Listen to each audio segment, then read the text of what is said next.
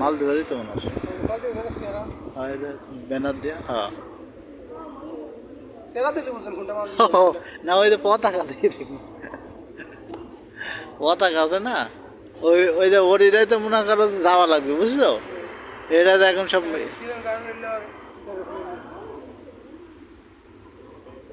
আগেরটা মনে ড্রাইভার, এই যে সব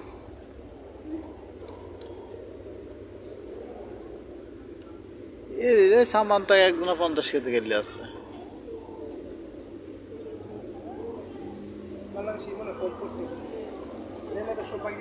হ্যাঁ, কয়েকটা লোক আছে, নাহলে বেশি এই ফ্ল্যাটের সাথে বেশিরভাগ তোমার মালে ওই দেশের লোক।